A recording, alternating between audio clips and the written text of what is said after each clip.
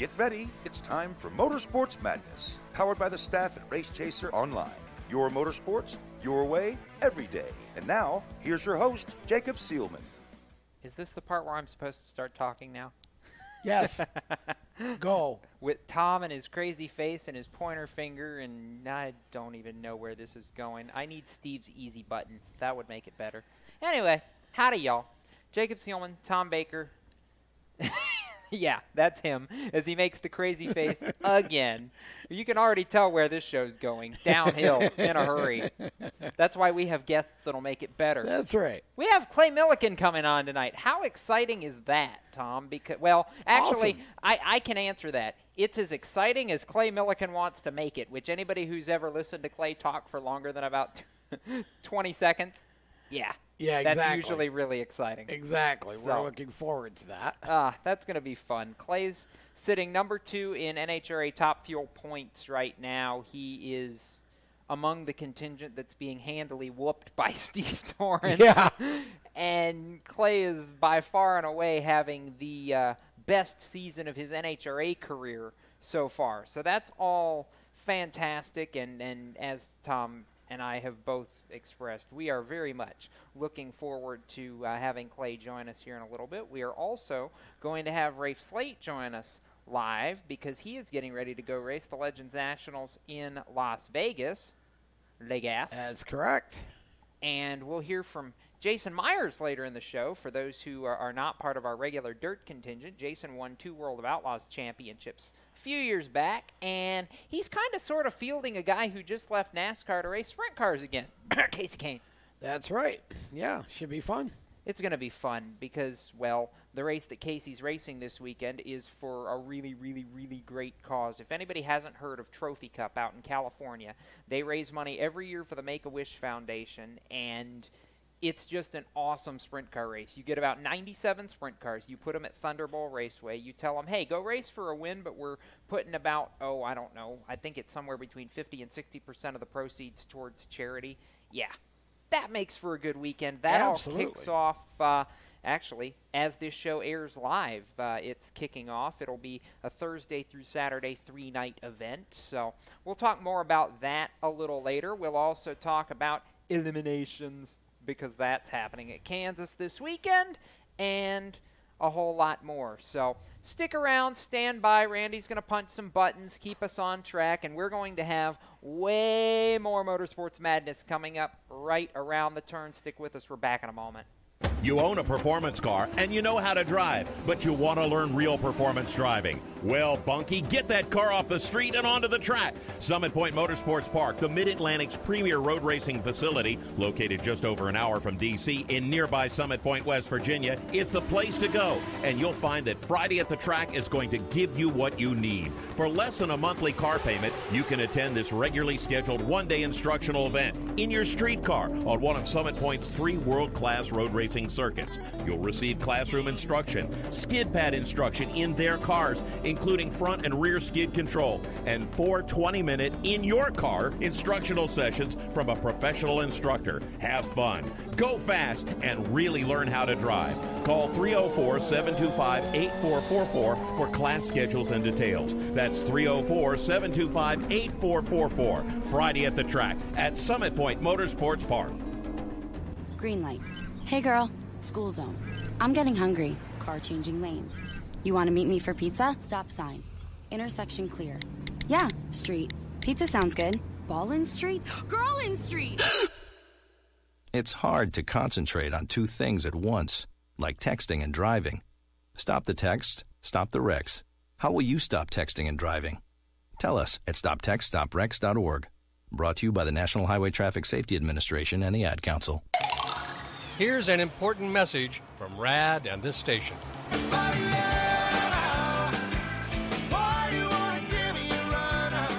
Hi, this is Bob Sheehan from Blues Traveler for RAD, recording artists against drunk driving. I like to party just as much as the next guy, maybe even more. But the one thing I won't do after I've had a few is get in the car and drive. Don't blow it. Always choose a designated driver. Remember, music lives, and so should you.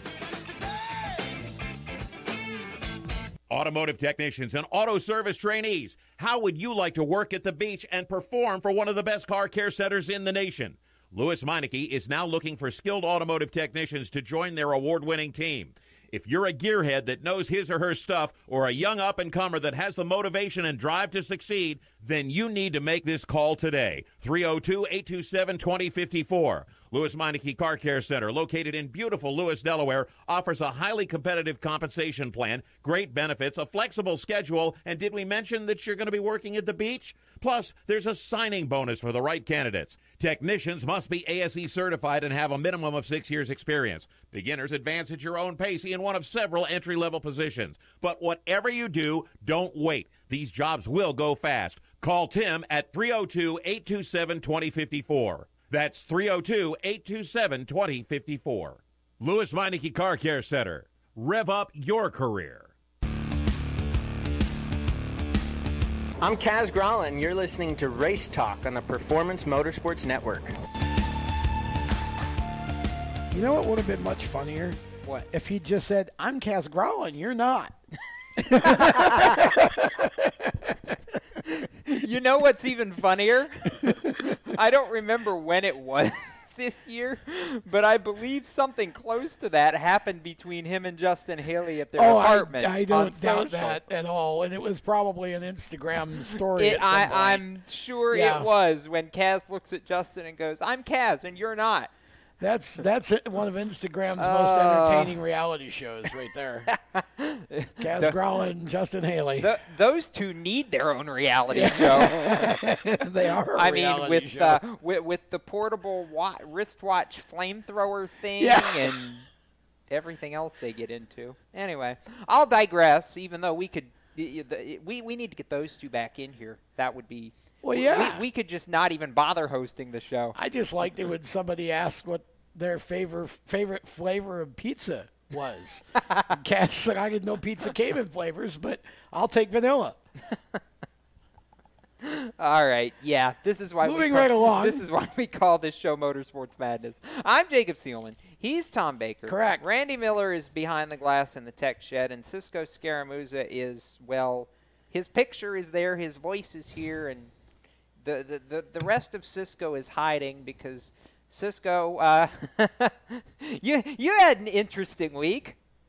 Yeah, bike plus gravel equals not good is the TLDR of it. And so I really don't think you guys want to see me propped up on my desk with pillows and everything else. So needless to say, I'll probably be a picture for the next week or so. I was going to say, we'll take your best imitation of Chad Knaus there on the video screen. It's a still photo is what he is. Yes. He's pretending. It's a good photo, though. Good job, Tony. It is a good photo. Yeah, he's pretending he's a crew chief. Yeah. Made you look like a crew chief. Yes, exactly. All right, let's actually talk about some news for a couple minutes, shall we? Okay. Shall we? Okay, so I'll start with the bad news, and then we'll get to some good news. The bad news is Jay Robinson and Premium Motorsports are saying adios to their truck program. Bye, Felicia. Bye, Felicia. Yeah. I'm kind of and the PR, the official PR that came out earlier today, Tom said they want to put all of their focus into the Monster Energy NASCAR Cup Series program that they have for 2019, which is certainly admirable, but you can't help but believe it also probably has something to do with the lack of sponsor dollars that they now don't have from Wendell Chavis, who decided to retire a week or so ago. Yeah, that's correct. And, Wendell wanted to concentrate on his family business, and then he goes out, and lo and behold, finishes third. Or fifth, sorry. He crossed the line third and then got put back to fifth. Fifth at Talladega. Best finish ever. So there you go. That's called going out on a high note. Yes, absolutely. I think he's going to run the rest of the year, but. No, he said after Talladega. Oh, is that it? He's done? I believe he said after Talladega he was done. I'll go back and check that. Well, that's a winning note for him if that's the case. Good for him. Let's look. And while I'm looking, let's talk about what's ahead because it's Elimination Sunday. Yeah. Or it will be.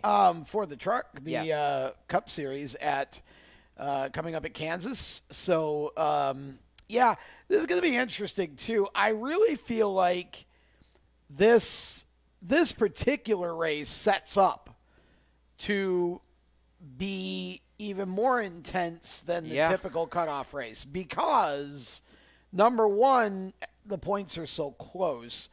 But number 2 now, you've got a driver in Kyle Larson.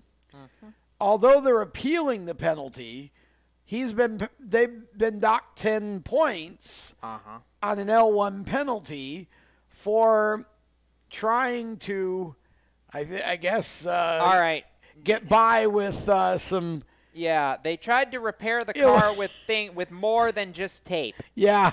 And, hey, NASCAR really, really frowns on that I was just gonna when they discover it after the race. Yeah, It's bad enough if you get caught when you're trying to do it. It's even worse if you get caught after the fact. And the funny part of this whole thing for me is that, this isn't like, oh, gosh, we put the wrong tire on the wrong side of the car. Oh, gosh, we left a lug nut or 2 loose. Metal braces. You know that you're doing something you're not supposed to be doing when you do it. There's just not even a question. No. Chip Ganassi Racing's appealing this penalty, and my question is, under what grounds do you really think you're going to get this one taken away? Oh, come on, Tom. It was just a piece of metal. Come on. Yeah, I mean, but look, I don't care, but I'm just saying if you're going to cheat, try to do it in a way that might be a little more inconspicuous. I mean, it's like jet fuel in the tank. I mean, come on now. Yeah, really. So anyways, the 42 team now, Kyle Larson has to go win Kansas. Well, he already had to go win Kansas. Pretty much. He just has to go win it even more. Well, yeah, but I mean, he had a shot without winning. Not really. He was like 20. No, 26 is I consider 26 points against this 12 drivers a must-win situation. Well, but you're only not racing 12 drivers. You're really only racing the guys around you that are trying to get into even the when eight. when you're in 12th, 26 points behind the cut line, you're not going to make up 26 points on 5 guys. It's just not realistic. At any rate, now he absolutely has to win. And, I'm sorry, I don't have enough faith in the 42 car at Kansas. He's now 36 points. You can stick a fork in Kyle Larson's playoff game. It's done. He D-U-N done. Yeah, Cisco, I think this is just another example. That team has been really good for the last couple of seasons at shooting themselves in the foot, whether it's the driver or the crew. And it's that classic thing we always talk about. Don't beat yourself. They beat themselves 2 out of every 3 races. And it's not going to work at this level when you're racing against this many good teams. And the sad part is I would argue that he's been the fastest Chevrolet for 2-3 years now. And he just hasn't got nearly enough to show for it. And it's not all about the team, and it's not all about Kyle. It's a combination of both, Cisco. They both made their share of errors that have led to this position. And we're getting to the point now where this 42 team really should have matured a little bit more, given the time frame of the driver being in that car. Yep. I mean, I think of Brad Keselowski getting in the 2, and then, it took a couple years, but then he was, on par and going out and winning races and eventually won a championship. I think of Martin Truex in the 78, same sort of deal. Took a couple years and was championship caliber. Larson's taking a little bit longer. I don't know if that's just more a case of Larson driving over his head a little bit, as we've talked about previously, to where the kind of dirt racing instincts kick in, or what it is. But I sense a little bit of still maturity left over in this team, because they went from a kind of mid-tier team to a, if they were consistent, they would be challenging for the championship team. So I think there's still a little bit more growing that needs to be done. Well, I agree. So, by the way, guys, I was sitting here contemplating this whole playoff picture thing, aside from Kyle Larson. Okay. Who would have thought that leaving Talladega, we would be sitting in a scenario where both Brad Keselowski, who was the 4th-seeded driver coming into the playoffs, and Ryan Blaney, who won his way into this round at the Roval, would be on the brink of elimination? Well, I mean, I think... and just to be clear, that's not to say I don't think Brad can go out and advance, because definitely think Brad can. He's good at Kansas. He could easily win his way in at Kansas. Now, to point his way in, he's basically going to have to go out, win the first 2 stages, and finish top 5 to really have a prayer, but, Well, I mean, we can talk about this more after, but I just feel like both Brad and Ryan are capable of winning. Yes. Ryan's been better lately, so I feel like he's trending in the right direction. Sure. But this is what happens when you have a stacked field and you throw in the Roval and Talladega, and you put a monkey wrench in this thing. Brad really took himself out at the Roval, and this is going to be a dogfight this Sunday. This is not going to be a boring race. What's interesting for me is when you consider Brad at Kansas, his very first win ever for Team Penske came at that racetrack. Yep. In the 2-car. So it's not to say it can't be done. We're going to step aside. When we return, more Motorsports Madness coming at you. He's Tom Baker. I'm Jacob Seelman. We'll be right back. Do you love the sound of high-revving motors and the smell of burning rubber? Do you want to get your car sideways right at the ragged edge of control? If you've always wanted to try drifting or learn to improve your drifting skills, Summit Point Motorsports Park, the Mid-Atlantic's premier motorsports facility, has the expert instructors and the specialized track to teach you how to drift and the skills necessary to drift competitively. From skid pad to open sessions, Summit Point Motorsports Park has the safe and open environment that allows drifters of all skill levels, new to intermediate, to get sideways and smoking. With a focus on safety and the skill set necessary to drift competitively, Summit Point Motorsports Park's Drift Nirvana is just the thing for you. Call for your reservation today, 304-725-8444. Or for more information, go online, summitpoint-raceway.com, or you can email them at office@bsrinc.com. Drift Nirvana, getting you sideways the right way. HMS Motorsport is the leader in motorsport safety. HMS serves the majority of Monster Energy NASCAR Cup, Xfinity, Camping World Truck, IndyCar, and IMSA WeatherTech teams, as well as countless SCCA and club-level racers and driving enthusiasts throughout North America. Featuring world-renowned brands like Schuberth helmets, Schroep belts, Adidas suits and shoes, Lifeline fire systems, and even Racecom radio kits, HMS has the right product for your type of racing and your budget. Their representatives are experts on only one thing, making your track driving as safe as possible. With locations in Mooresville, North Carolina, and Danvers, Massachusetts, the HMS staff is always ready to take the time to help you find the right product for your safety needs. Don't settle for second when it comes to motorsport safety. Stop in to HMS Motorsport. Visit them on their website at hmsmotorsport.com or send them a message on Facebook and tell them the folks from PMN Radio sent you. What an awesome game. What's up with your car? I don't know. It won't start. How are we getting home? Chill. My parents signed me up for the roadside assistance from Lewis Meineke. It was free with my oil change. They'd come and get the car started or get us home and tow the car to the shop. Good to know. With my driving, my parents never know what to expect. When you join the Meineke Car Care Club with a $35 preferred service, you get 4 free months of roadside assistance, including tire change, battery jump, lockout service, towing, and more. Contact Lewis Meineke, located on Route 1, or call 827-2054. When do you think of a plumber? Like most people, even if it's an emergency, you can be confident about who will arrive to help you. For quality and reliability, count on someone you can trust. Call on the plumbing services of Hague Quality Water of Maryland. Plumbing doesn't have to be an emergency. We handle all kinds of preventative maintenance too. Hague Quality Water of Maryland is family owned here in Annapolis since 1993. For a refreshing choice, call us at 888-84-WATER or visit us online.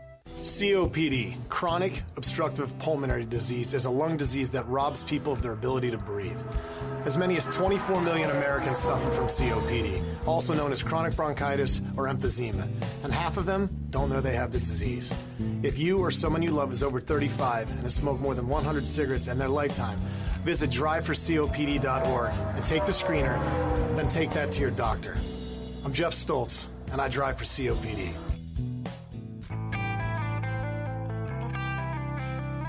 Hi, I'm Chase Cabrey, and you're listening to Race Talk on the Performance Motorsports Network. Now, back to the show.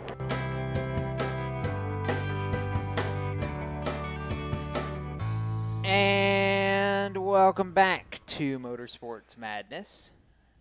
Tom Baker, Jacob Seelman. Cisco's going to hit a button so we can see his picture somewhere. Maybe. There we go. There he is. And Randy's back in the tech shed punching buttons, and I'm sure I'll get him involved in a little bit anyways. But so we were talking about Kansas before the break. And if we're talking about Kansas, I feel like it's only prudent to mention that even though this particular guy has not lit the world on fire the last 3 or 4 weeks, he easily could have. He should have at least won in the playoffs already, but doesn't because Jimmy Johnson, and he's won 2 out of the last 3 races in Kansas City. So the question is, will the real Martin Truex Jr. please stand up? That I don't know. If you're going to ask that question, are you asking if I think Martin Truex will win Kansas? Yes. No. Why not? I don't. Do you believe he's not capable of winning Kansas? Oh, I didn't say he wasn't capable of winning Kansas, and I don't expect him to go and perform poorly or anything. But you're asking me if I think he's going to win? No, I don't. I think the guy who's going to win Kansas is the guy who really, I think a lot of this season has been focused around from the standpoint of Toyota anyway, and that's Kyle Busch. I think Kyle's going to go win Kansas. Kyle hasn't won there in 2.5 years, but here's the fun stat of the day. The Big Three have combined to win the last 5 races in a row at Kansas. Right. I mean, that's, again. So if you want me to pose the question, do I think there's a chance they finish 1, 2, 3 on Sunday? Absolutely. Yes, I agree 100% with that. I think that very well could happen. I just feel like Kyle, it's kind of been this little, like a hot potato. One week, here I win, now you win, now pass the hot potato, the other guy wins. Well, and then it goes back and forth. You throw in an occasional Keselowski, but it's still really, I mean, the Big Three kind of got broken up, in the first round of the playoffs. But I think as we go from here forward, you get to these 1.5 miles, and you're going to see the Big Three come back again.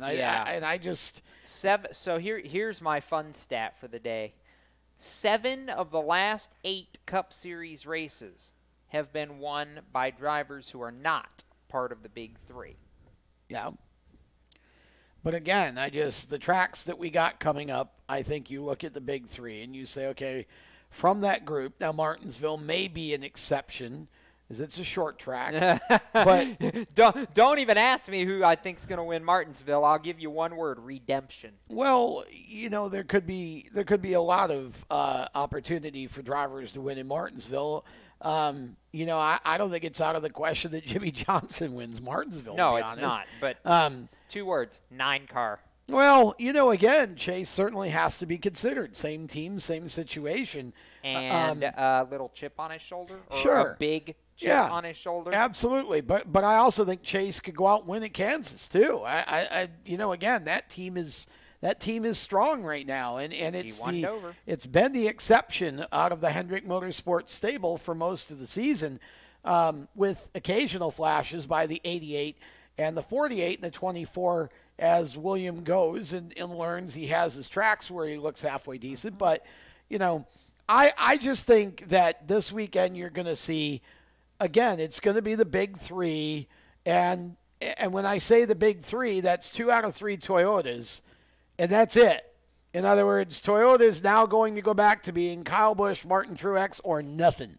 Yeah. I think for the rest of the most of the rest of the year. In all honesty, the only other Toyota driver not named Busch or Truex to win a race this year is Eric Jones. Right. He won at Daytona. So, yeah.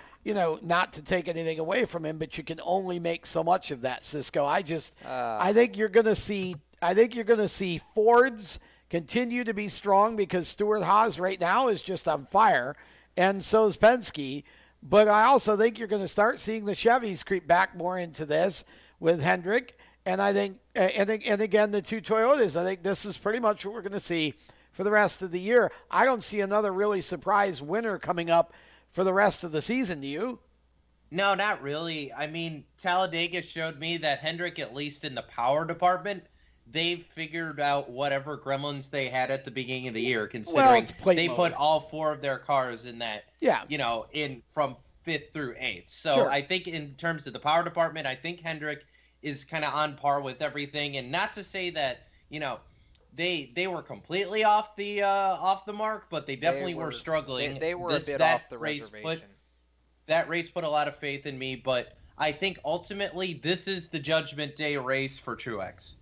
If he goes out and does really well and goes out and wins, then I like him. If he can make it to the championship, I like him in that scenario. But if he just runs mediocre like he's been doing the last, a month or so, I don't know, guys. I really don't know. All right. What's that old saying that Tom always brings up? I believe what I see, and numbers on a stat sheet aren't everything. Isn't that what you say? All right. So in regards to Martin Truex, here is what I see since the start of the playoffs. 3rd at Vegas after leading 96 laps and being in position to win that race.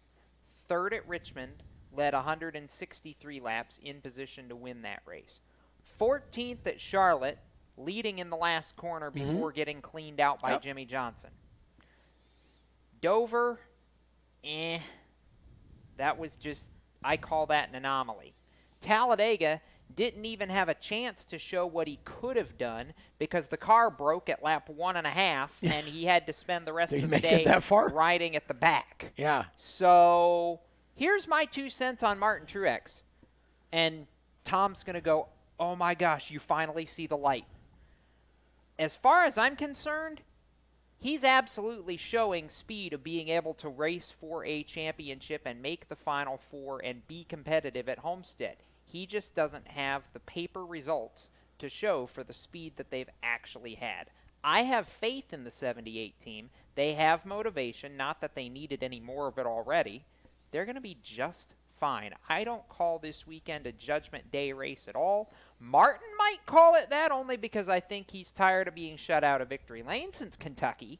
But in all reality, Kentucky is the last true 1.5 miles that we had in this entire season, and they led 174 of 267 laps, started on the pole, and won the race. So, well, this is what I'm saying, though. I think we get back to the kind of tracks where we have seen all year that the big 3 are the big 3. Now you're going to have the 2 car. You're going to have I think the 41 car of Kurt Busch is certainly going to figure into some of these tracks. Keep an eye on the 14 of Boyer. Well, I was going to say, you're going to have the 14 of Boyer. And we got to watch Eric Almirola here because there's the potential for that momentum thing to creep in, and Eric just gets hot. I mean, he finally gets to victory lane, and I know it's Talladega, but who wouldn't love that kind of a Cinderella run to the Final Four if Eric could put it together? I could see that happening. I also could see Alex Bowman getting, like, when we get to Phoenix, I could see Alex Bowman being tough at Phoenix. He obviously has nothing to do with the points. But that car and Alex run good at that track. So that's sort of the outlier where I could see a big upset. He doesn't have anything to do with the points. Last time I checked, he still has a green spoiler this weekend. He won't by the time he gets to Phoenix. Unless he goes and wins Kansas, he ain't going to have no green spoiler anymore. Hey, he's going to be out, and that's that's where he's going. Greg Ives ain't afraid to play strategy. Well, he might take a shot. But this is 1.5 miles, and so what strategy do you play where speed doesn't come into strategy? At some point, you're going to deal with a Toyota or one of the 4 Stewart-Haas Fords. I don't think Kansas is achievable for Alex. I would love to eat some delicious crow, but I just don't see it at Kansas. That would be him winning it at Phoenix would be a scenario where you can see somebody that's a complete surprise sneak in and get a win. I don't see it happening anywhere else. It's the big 3 plus Stewart-Haas plus Penske. That's what we're going to be talking about going down the stretch here, and maybe Chase Elliott if he can just kind of hang in there and keep himself up at the front somehow, but I don't see it. All right. let's take the final couple minutes of this segment and preview what's coming up here in just a minute, shall we? Because we mentioned it off the top of the show, and coming up in our next segment, we're going to get the man who talks about as fast as his race car goes on Clay the phone Milliken with us, and Clay Milliken's going to talk Top Fuel racing for a little bit. Happy to have Clay. Going to be fun. What a year he's had, isn't it? You know, second in points. He's won some races. Other than being blown away by Steve Torrence, he has contended at the top of the class all year. I mean, that's not fair. Everybody's been blown away by Steve Torrence. I think even Steve Torrence is surprised. Well, I agree. Torrence. Yeah, exactly. I think Clay's had a really, really big year. Yes, I mean, absolutely he has. Again, Torrence is having a season everyone dreams of, and it doesn't happen often in And NHRA now he's anymore. had it 2 years in a row, basically. I mean, he won 8 races last year. He's won 9 this year, including 4 in a row. Yep. So that's, the last time that we saw numbers like what Steve Torrence is putting up is when some guy named Schumacher was on top of his game. And I asked Steve over the weekend, I said, are you letting people put you in that sentence? He says, absolutely not. I don't feel like I'm worthy of being in that sentence yet. Well, we got Clay coming up, Rafe Slate coming up after a while. Yep. Talk some late models and legends racing and national action with him. Yes. So lots still to come. All right, so Strutmasters, Great Clips, Parts Plus. I got all 3 plugs right. Clay will be proud of me. We'll get him on the phone coming up in just a moment. This is Motorsports Madness, and we roll on right around the turn. Stick with us. Okay, so Sarah, I'm dropping you off at Emily's? Yep. And Josh, you're going to? Soccer, Dad. Soccer practice. Right. Oh, by the way, I just wanted to let you know when I pick you both up, I'll be wearing my short shorts. What? No! Yep, and my dorky dad hat, and I'm gonna do my dad dance for all your friends. They'll love it! Seriously? Why? Because I like my short shorts. Of course, I could be talked out of it if you guys would just buckle up your seatbelts without giving me a hard time. It's important to get your kids to buckle up for safety, no matter what it takes. And sometimes, all it takes is your parental powers of persuasion. Okay, we're buckling up. See, all buckled. Good choice. I'll just have to do my dad dance at dinner time. What? No! Do what you have to make sure your kids are wearing their seatbelts, even on short drives. Never give up until they buckle up. A message from the National Highway Traffic Safety Administration and the Ad Council. Visit safercar.gov/kidsbuckleup for more information. Parents, your son or daughter has had their license for a while now, but you want to make sure they're prepared for any situation they may face on the road. High school driver's ed doesn't teach them to drive defensively. They need to be prepared for any highway emergency. For less than a month's insurance, and a whole lot less, BSR instructors at Summit Point Motorsports Park in nearby Summit Point, West Virginia, will teach your son or daughter how to respond instantly and positively to unexpected situations on the road. BSR's specialized accident avoidance training teaches swerve to avoid maneuvers at highway speed, ocular driving, which focuses driving attention on ways to avoid accidents, vehicle dynamics and feedback, skid control and skid recovery, threshold braking on straights and progressive braking on curves, and off-road recovery techniques. This is stuff driver's ed simply doesn't teach. So call BSR today, 304-725-8444. Give your kid the skill set needed to drive safely and responsibly on the highway. That's 304-725-8444. This is a test to find out if you know it all when it comes to children. Name one of the leading killers of U.S. children age 1 to 13. What's the best way to protect children in a car crash? At what age and size should a child start using a booster seat?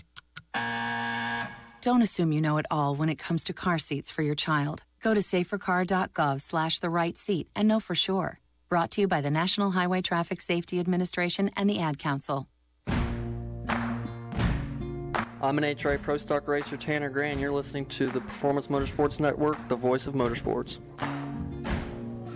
I may have moved that around to give a convenient lead into our NHRA segment here because, well, why not? I'm the guy that plays with buttons back there when Randy's not here. That's correct. So, welcome back to Motorsports Madness. Jacob Seelman, Tom Baker, Cisco Scaramuza. Randy's back there punching buttons, and joining us on the phone right now is the guy who sits second in the championship in the NHRA's top fuel class, and if not for Steve Torrance blowing everybody's doors off, would be contending for a championship. So first off, I'm going to welcome Clay Milliken to the program finally, because I feel like it's something we've talked about doing for a while. For a long time. And Clay, you were harassing me when I was at ZMAX Dragway last time out, and saying that this little rivalry that everybody's playing up between you and Torrance has been pretty fun for everybody involved. So for those who have been living under a rock, how much fun has it been to be able to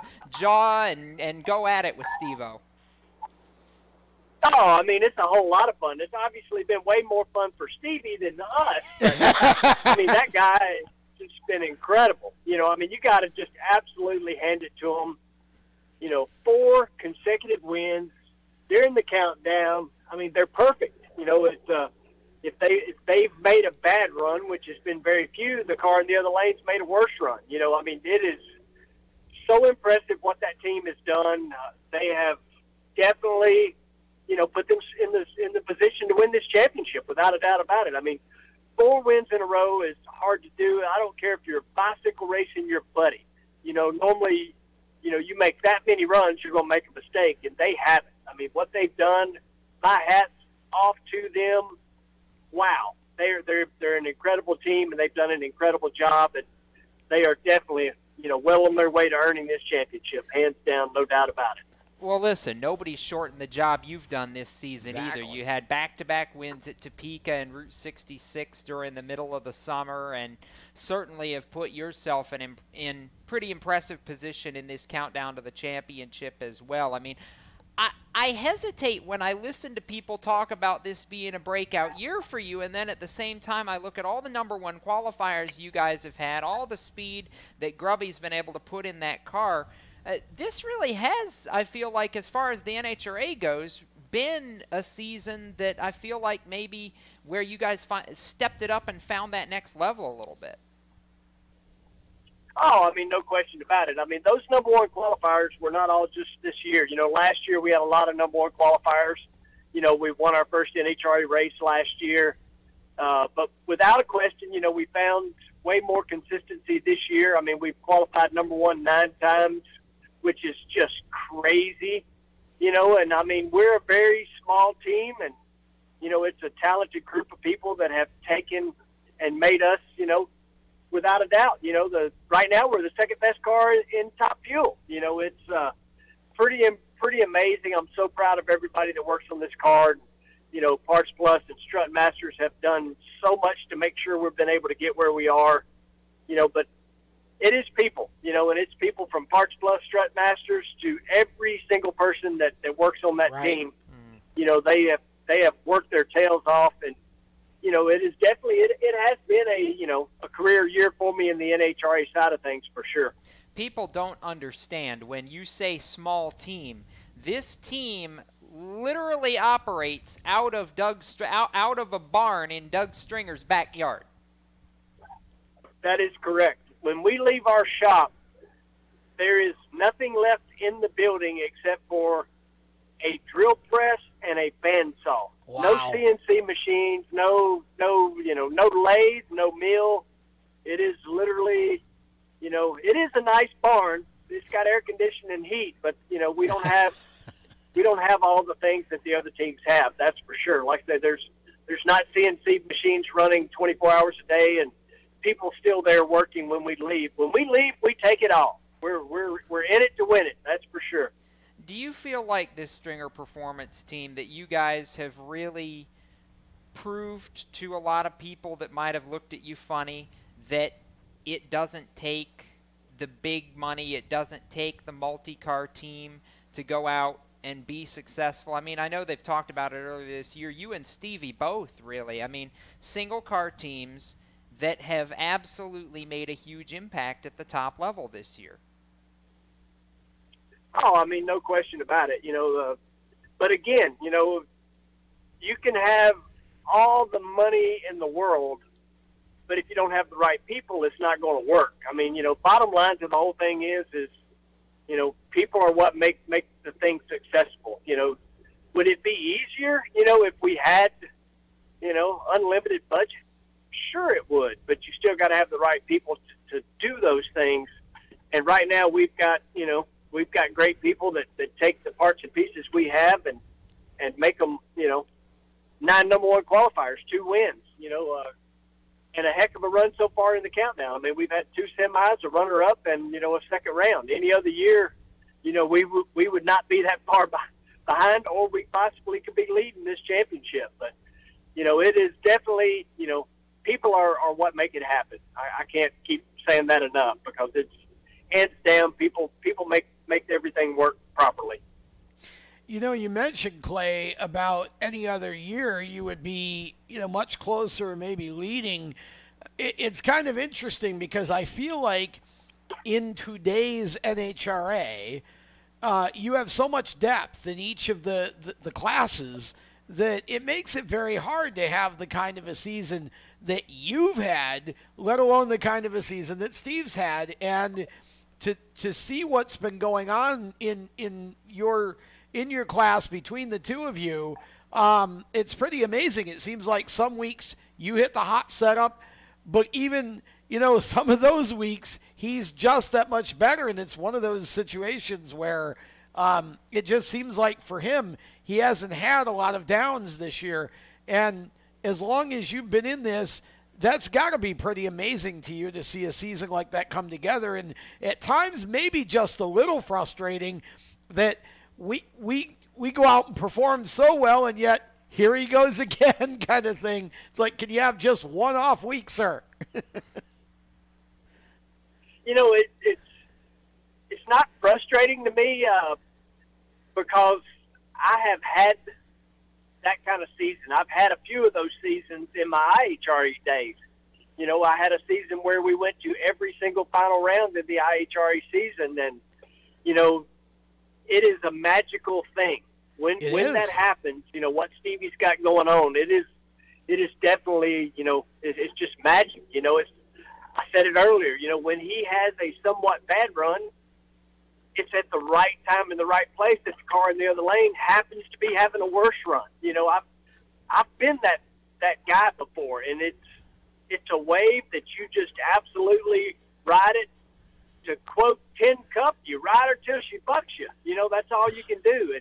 And right now he's riding the wave, and it's impressive. It is so crazy to see that. And like I say, I've been fortunate enough to have been in that position before, and I just sat back and smiled. But yet at the same time, I'm very proud of everything our team's done, to this point. And I got full intentions of going out and winning 2 more races, and that's Las Vegas and Pomona at the end of the year. It's always the next race and the next season. Right now Stevie's on fire, and I'm proud for him. I'm proud for that whole team. There's actually 2 guys that work on that team that are very near and dear to me. Both guys came from Wenatchee, Washington. One of them, straight out of high school, went to work on my race team, and the other one had a job at like Phillies or somewhere, and he came to work on my race team, and they one of them worked years and one of them 11 years, and both of those guys are over on Stevie's car, and I'm proud for them too. I mean, Justin Crossland and Chris Martin, Bobby Lagana, who's car chief over there. Certainly raced with him a ton in the IHRA, his brother Dom, so I just can't make myself have any, ill feelings towards how well they're doing. They're just a good bunch of people. And that ain't even mentioning, Stevie, who I get along with very well. My wife and Miss Kay Torrance are big buddies. They text each other every morning. They're texting. I just can't be aggravated about it. It's, hats off to them. I keep saying that too. It's a crazy, impressive season they're having. Now, I've always wanted to have a driver, an NHRA racer, describe for our audience what it's like from inside of the car to do a pass. What is the driver feeling? What is he going through? Take us through a pass somewhere. What is it like to actually race one of those?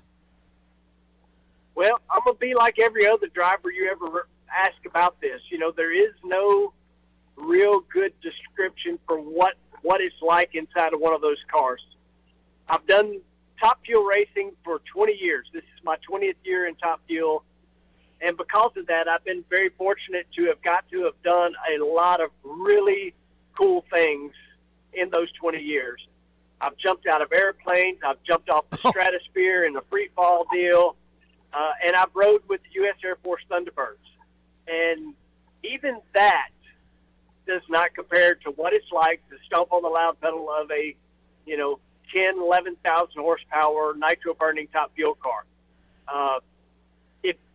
This is a horrible thing to say, but, if you've ever been in a crash, that feeling of, something very abnormal is happening, and it is two things kind of happening there. Your mind actually slows it down to take care of your body, but you're going extremely fast and you're doing all you can to, control the situation. It's very, very similar to a car crash because things are happening very, very fast, but your brain somehow slows it down so that you're able to comprehend what's going on. And you got to think about how crazy this is. These cars go 0 to 100 miles an hour in less than 1 second. Yeah. Those numbers don't even make sense. They don't even make sense. 0 to 200 in 2 seconds, and 0 to 300 in barely over 3 seconds. I mean, there's just nothing, piston driven with tires on it that even comes close to that. So, to experience what that's like is awesome. That was my dream as a kid to do that. I just never would have ever dreamed that I will have done this for 20 years, and made a living doing it. And absolutely love my job. Every time I put that helmet on, I love the experience, whether it's a good run or bad run. And, people say all the time, you're still smiling even when you lost. Well, yeah, I am smiling. Yeah. I'm not necessarily happy about it, but I'm smiling over the experience that I just had, of stomping on that loud pedal of 11,000 horsepower. It's exciting, win, lose, no matter what. I mean, absolutely. It's a heck of an experience every time you do it. Man. Yeah, Clay, we're up against a break, but we appreciate you taking a few minutes out of your schedule to talk with us on the program tonight, and look forward to hopefully having you back on here soon. Absolutely. Thank you guys so much for having me on, and thank you very much. Thanks, Clay. That's Clay Milliken, second in the NHRA Top Fuel points behind the wheel of the Parts Plus Great Clips Strutmaster Dragster. And with that, we are going to step aside. When we return, well, you never know what we're going to get into on this show. It's Motorsports Madness, and we roll on right after this. When do you think of a plumber? Like most people, even if it's an emergency, you can be confident about who will arrive to help you. For quality and reliability, count on someone you can trust. Call on the plumbing services of Hague Quality Water of Maryland. Plumbing doesn't have to be an emergency. We handle all kinds of preventative maintenance too. Hague Quality Water of Maryland is family-owned here in Annapolis since 1993. For a refreshing choice, call us at 888-84-WATER or visit us online. Here at Lewis Meineke, we're more than just your average car care center. Hey, it's Dave, your neighbor from Lewis Meineke. Whether you need an oil change, brakes, tires, or anything under the hood, we've got you covered. Take advantage of our free check engine light service as well. Yes, free. And don't forget about our free shuttle service. Never stress, we'll take care of the rest. On with life. Give us a call at Lewis Meineke, 302-827-2054. Every 30 minutes, another innocent person is killed due to a drunk driver. My best friend. My brother. My poor grandchild. My sister. My father. My husband. My mom. My mommy. Well, I've been afraid of changing, 'cause I've built my life around you. Stop these tragedies before they happen. Don't drink and drive. Do you love the sound of high revving motors and the smell of burning rubber? Do you want to get your car sideways right at the ragged edge of control? If you've always wanted to try drifting or learn to improve your drifting skills, Summit Point Motorsports Park, the Mid-Atlantic's premier motorsports facility, has the expert instructors and the specialized track to teach you how to drift and the skills necessary to drift competitively. From skid pad to open sessions, Summit Point Motorsports Park has the safe and open environment that allows drifters of all skill levels, new to intermediate, to get sideways and smoking. With a focus on safety and the skill set necessary to drift competitively, Summit Point Motorsports Park's Drift Nirvana is just the thing for you. Call for your reservation today, 304-725-8444. Or for more information, go online, summitpoint-raceway.com, or you can email them at office@bsrinc.com.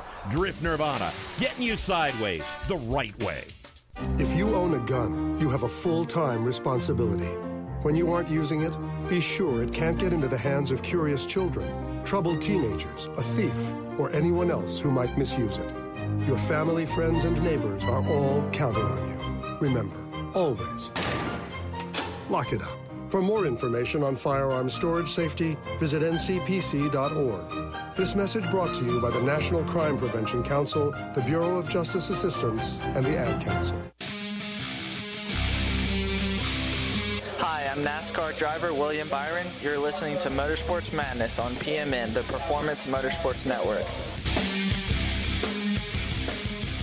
Oh, look, it's that driver that Tom said has had flashes of brilliance earlier in this show. So, William Byron bringing us back from break. Jacob Seelman and Tom Baker here at the table inside the Race City USA Race Chaser Studios here in Mooresville, North Carolina. And we also have Randy Miller behind the glass and Cisco Scaramouza via the Race Chaser Skype line. And in the 2 minutes and 47 seconds we have available to us, Tom is going to tell us about one of our partners, Telmed Benefits. Well, you know, Telmed Benefits is awesome. First of all, if you've never heard of the concept of telemedicine, here's simply what it is. If you feel ill or you have a simple kind of injury that doesn't necessarily need particularly special treatment, instead of spending the time to go to the emergency room or go to urgent care or even try to get in to see your doctor, maybe it's after hours or it's late at night or, you know, it's on a weekend and you're traveling somewhere, this is where telemedicine comes in. Telmed Benefits gives you the opportunity to talk to a doctor by phone or online video to get a diagnosis, treatment options, and even a prescription. If medically necessary, the doctor will literally call in a prescription to the closest pharmacy to you. Save time and money by avoiding all those crowded waiting rooms, and use your phone, computer, smartphone, or tablet to get a quick diagnosis by a U.S. licensed physician. Billions of people are using this right now, and Telmed Benefits is one of the top rated companies that does this. And so it's simple. Go to telmedbenefits.com, T-E-L-Med, M-E-D, benefits.com for more information. Covers up to 5 people in your household, $19.95 a month. That's it. Telmed Benefits is one of our partners here, and we're thankful to have them as a part of the show. I have used it personally. It works really well. All right, so we're going to grab another commercial break and start the second half of our show coming up in just a moment, where we will have more talk on Kansas. We'll hear from Rafe Slate coming up in the second hour, and from Jason Myers. So stick around, and Randy's going to punch a button, and we're going to continue with more Motorsports Madness right after this break. We're growing like crazy and need account reps who know their way around agencies, the internet, and social media. Got connections? Or do you know how to get to the decision makers? Are you fearless? We need you. Internet radio, or as we call it, wireless mobile radio, is rapidly becoming the place to be, with almost limitless income potential. So contact us to get involved with the fastest growing professionally produced group of internet radio stations in the world. Your imagination is the only limit here.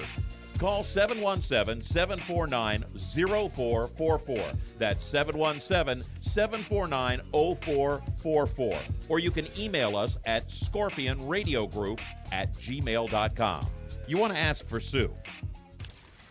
Okay, so Sarah, I'm dropping you off at Emily's? Yep. And Josh, you're going to? Soccer, Dad. Soccer practice. Right. Oh, by the way, I just wanted to let you know when I pick you both up, I'll be wearing my short shorts. What? No! Yep, and my dorky dad hat, and I'm gonna do my dad dance for all your friends. They'll love it! Seriously? Why? Because I like my short shorts. Of course, I could be talked out of it if you guys would just buckle up your seatbelts without giving me a hard time.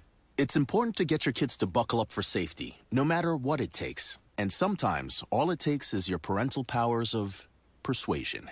Okay, we're buckling up. See, all buckled. Good choice. I'll just have to do my dad dance at dinner time. What? No! Do what you have to make sure your kids are wearing their seatbelts, even on short drives. Never give up until they buckle up. A message from the National Highway Traffic Safety Administration and the Ad Council. Visit safercar.gov/kidsbuckleup for more information. If you're a gearhead and you just can't get enough of your favorite motorsports on that channel on the cable, or you look at that Guy network and you just go, what does that have to do with me? We have the answer. Performance Motorsports Network.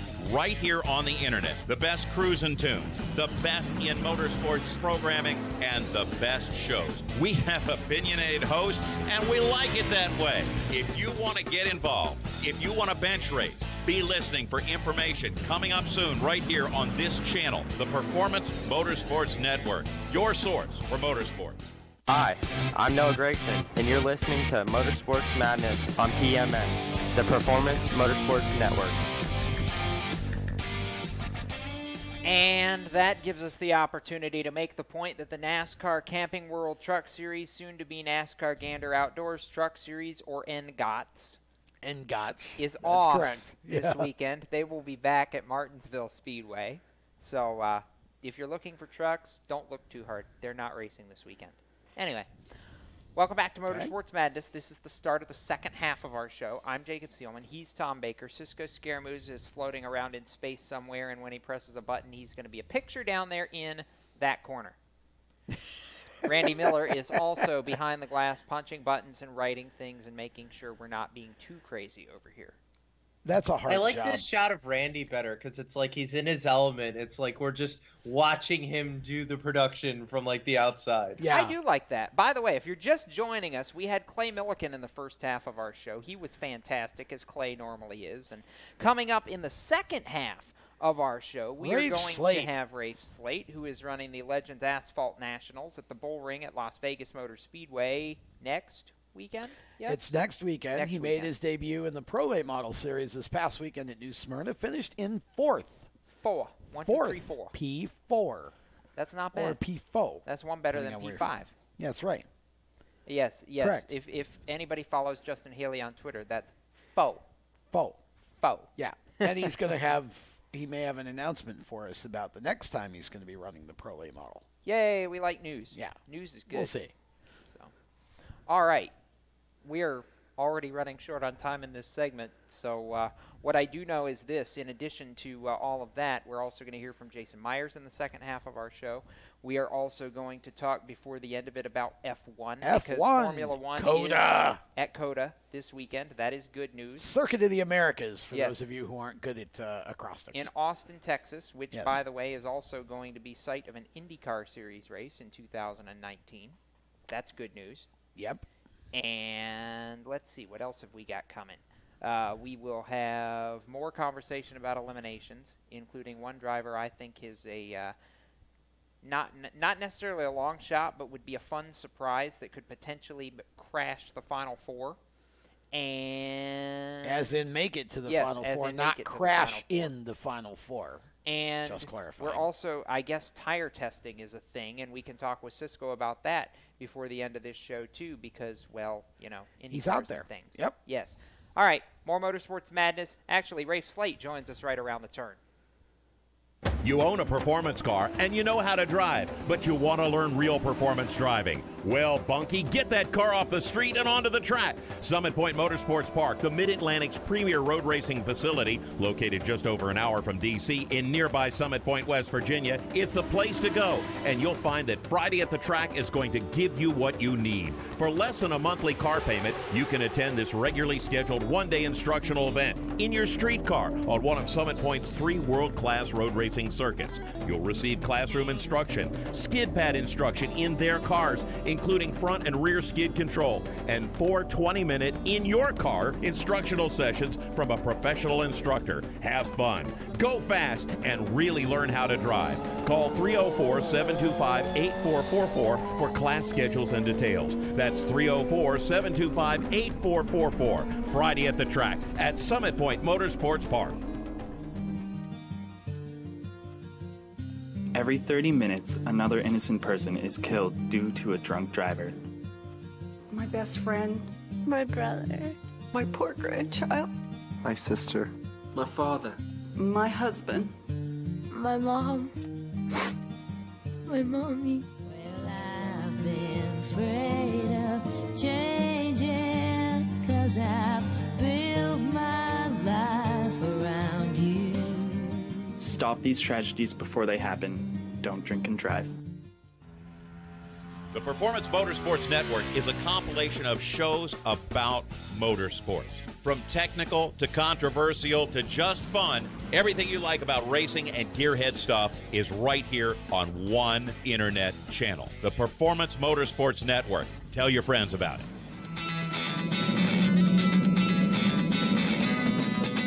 Hi, I'm Reed Sorensen.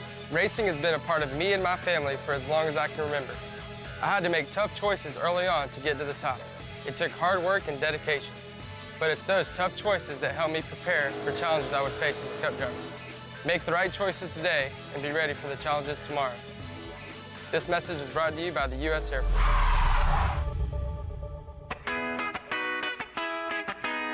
Hi, I'm Matt Tift, and you're listening to Race Talk on the Performance Motorsports Network. We have to do it because Yeah. Cisco can't be on video. Yeah, and trombones. Steve's not on our Thursday show. so, Correct. yeah. Tom and I had to imitate the trombones. Yes. Poorly, but we have fun We with tried. it. Yeah. Jacob This Seelman. is why they call Yeah. it Motorsports Madness, folks. Yes. Seelman, Baker, Scaramouza. Ha! I remembered to point at the right box. There you go. And Miller, as in Randy, back behind He's the up glass, there. not light. Yeah. I just pointed at the camera that time. Okay. Whatever works. It works. All right, and somewhere via the great expanses of the Race Chaser phone line, I believe we have a Rafe Slate, which this shocks me, by the way. First time ever we've had Rafe on this program. So welcome, good sir.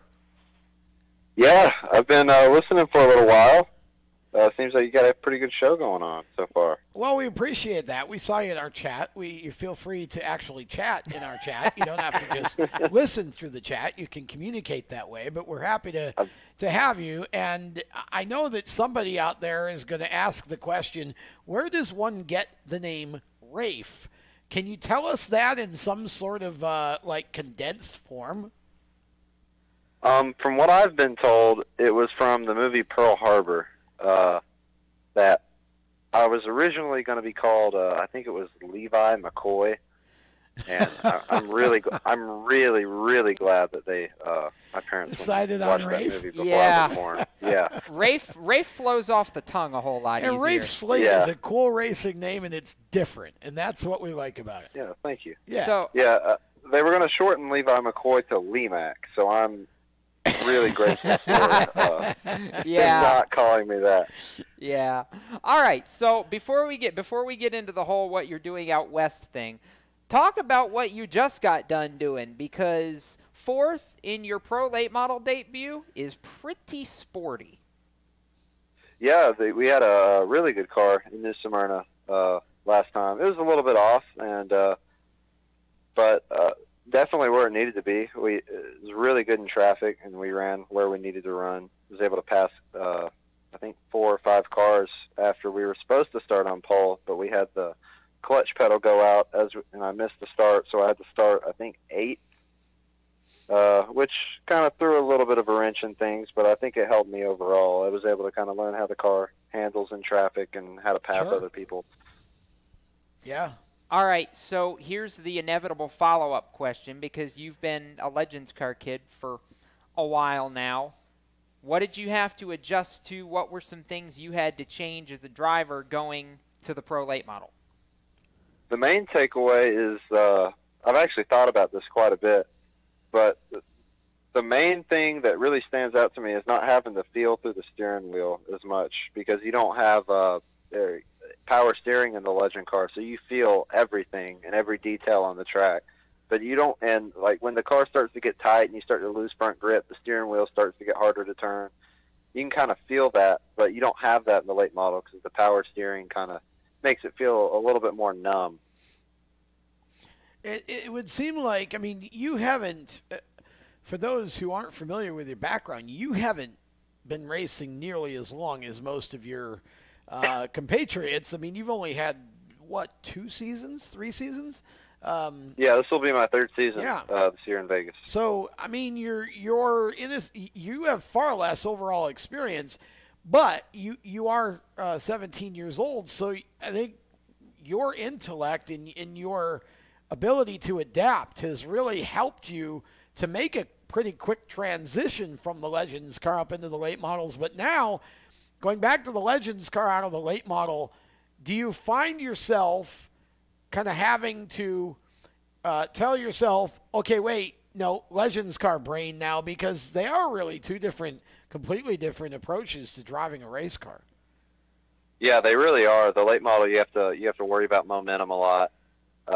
But in the Legend, you really got to worry about how you get in the corner a lot more, and it's a little bit more thinking. The late model, you have to be more consistent, right. And you have to kind of keep your tires in mind. But in the Legend car, it's just driving it as hard as it possibly can every single lap, for the most part.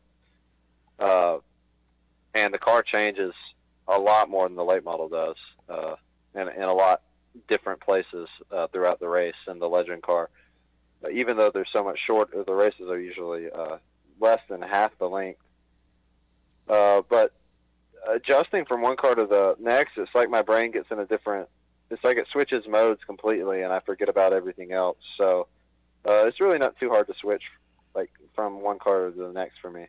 Are you a fan of having more power when you go up to the late model? Actually, the grip in the late model kind of took away from the power a little bit. I didn't feel it as much because you can get on the corner halfway through, or you can get on the gas halfway through the corner in those cars, but there's no way you can do that in a Legend car. All right, so speaking of the Legends car, you are going to be participating, not this weekend but next weekend, in the Asphalt Nationals. So talk a little bit, I guess we would call this your last hurrah, more or less, at the bullring at Las Vegas, being able to kind of cap off that chapter of your career before moving on here to the next step.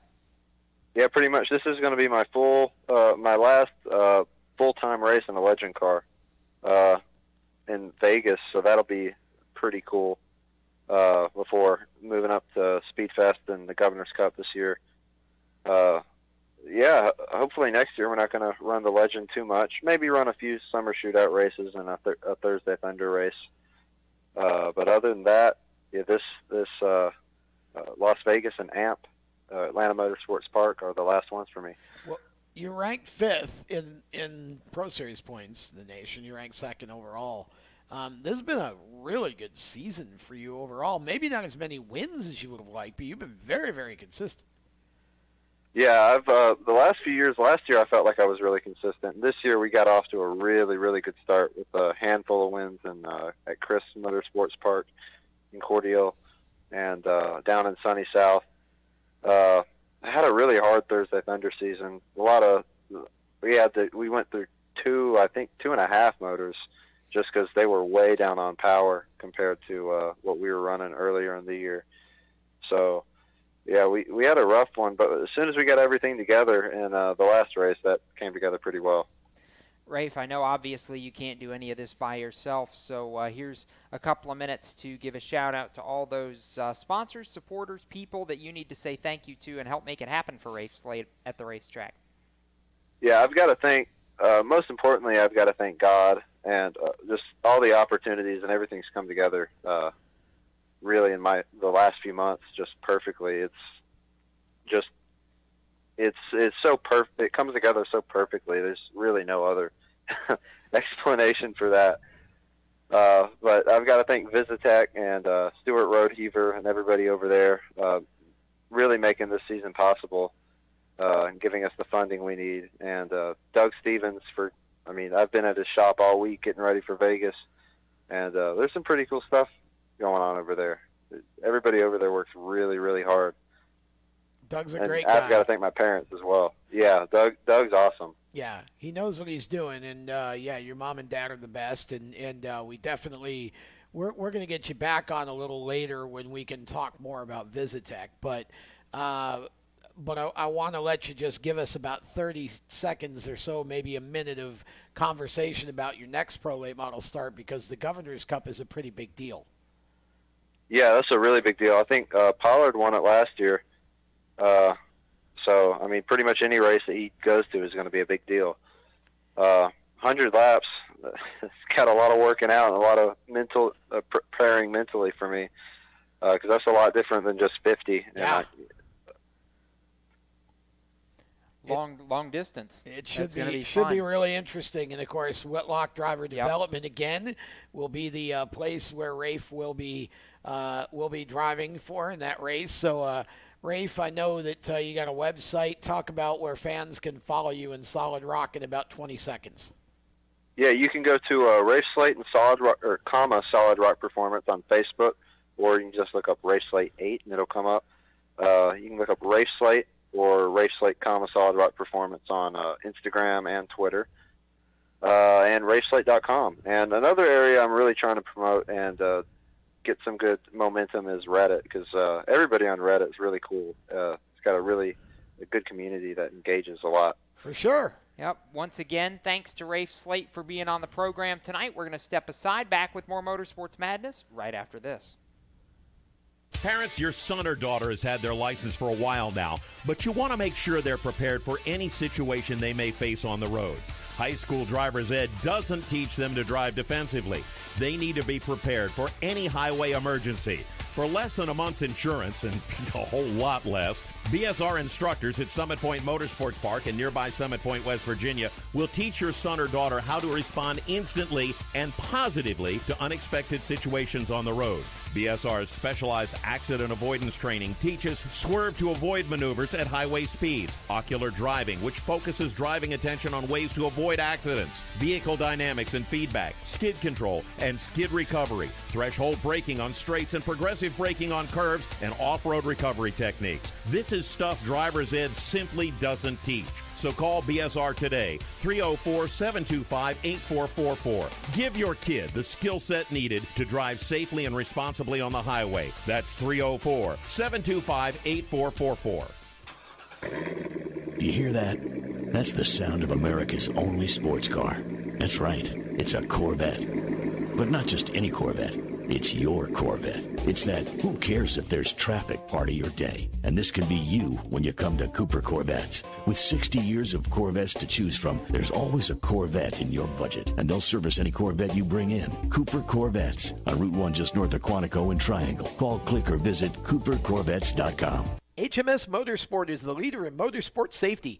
HMS serves the majority of Monster Energy NASCAR Cup, Xfinity, Camping World Truck, IndyCar, and IMSA WeatherTech teams, as well as countless SCCA and club-level racers and driving enthusiasts throughout North America.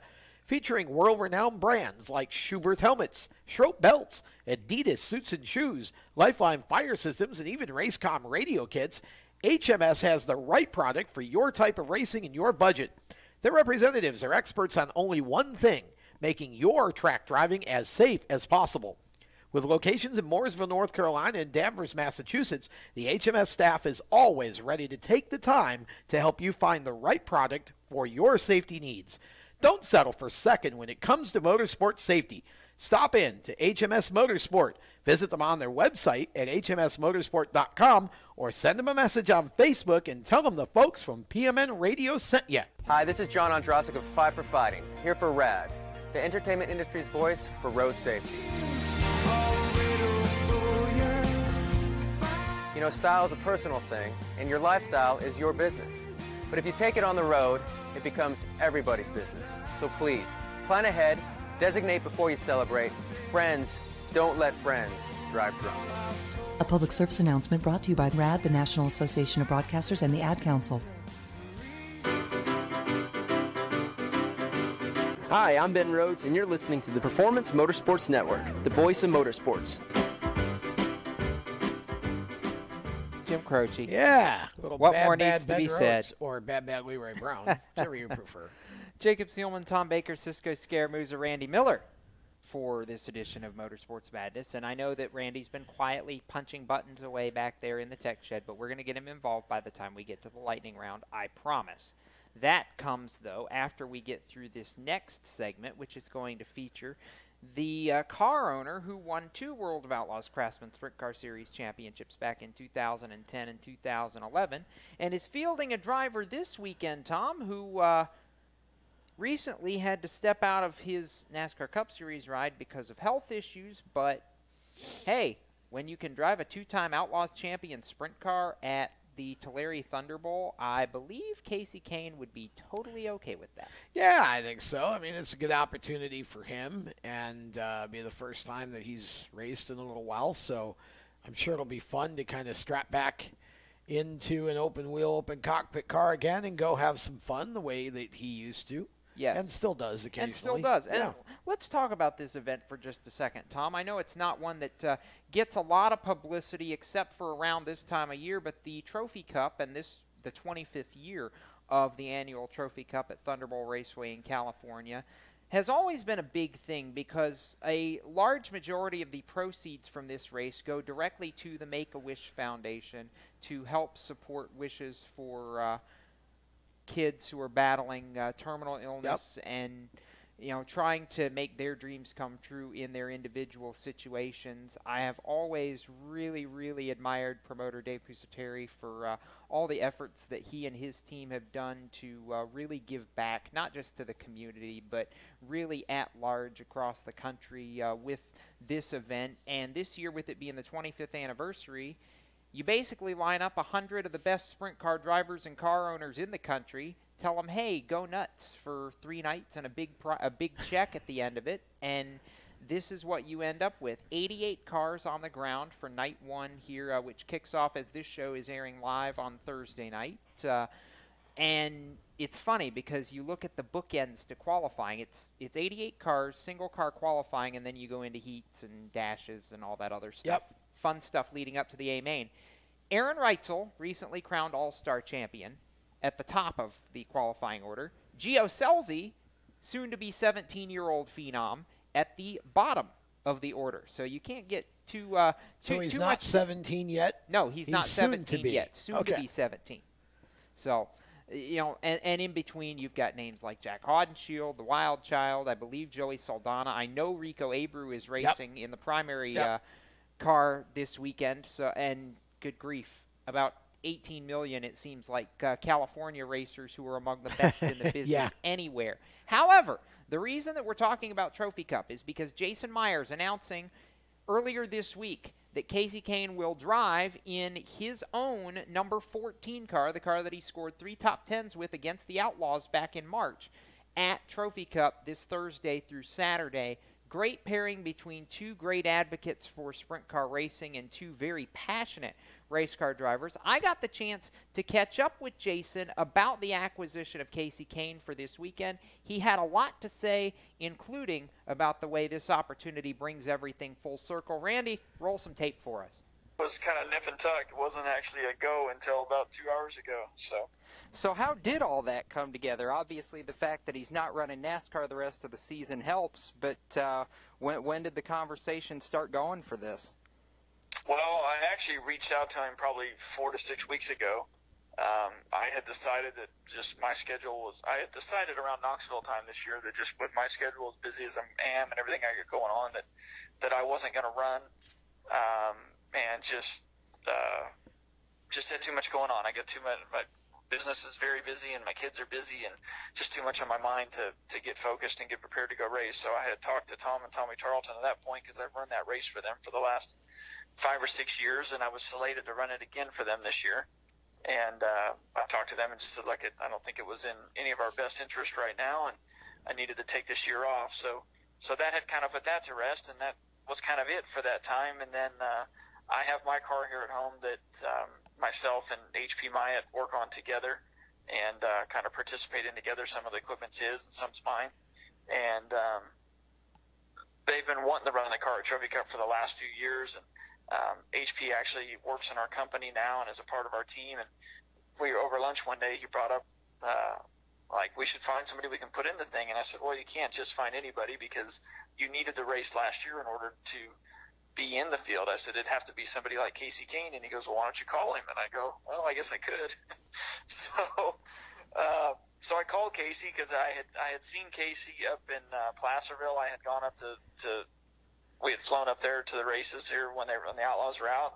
I'd seen him, and we had chatted a little bit and talked, and he talked about what his plans were next year and this and that. So it just kind of came up, and I thought, well, I can ask. He had told me at that point that he was working on, with the doctors to try to figure out a way to get back in the car, and he thought he was going to be back in the car. So I sent him a message and asked if he'd be interested in it, and he said, man, I'd love to, but I'm hoping that I'll be back in the Cup car by that weekend. So thank you for the offer, and I really appreciate it. I would love to do it, but it's just I'm thinking I'll be back in the Cup car. So that was it, and 2 or 3 weeks went by, and he called me one night and he said, hey, is that offer still good? And I said, sure.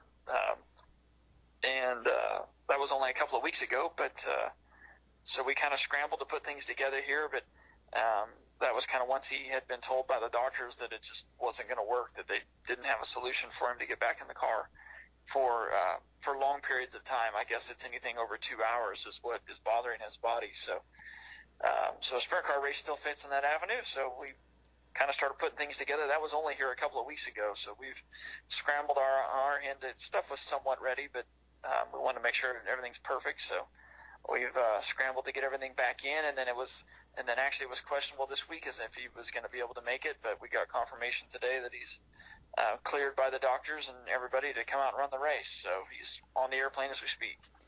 So just to clarify, make sure I'm understanding it right in my head, the car he's going to race this weekend is the car that you and HP have been working on together?